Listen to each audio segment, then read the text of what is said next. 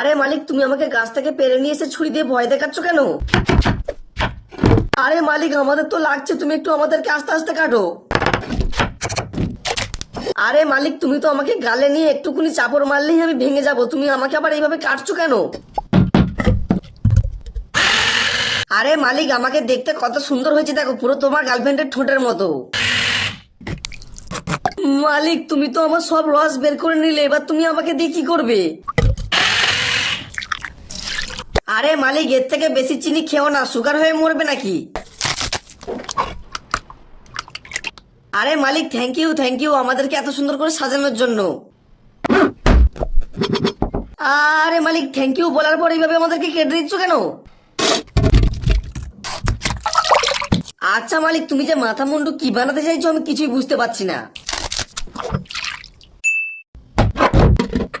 আরে বাস মালিক, তুমি তো দারুণ জিনিস বানিয়েছো, তো মালিকের জন্য একটি লাইক করে দাও।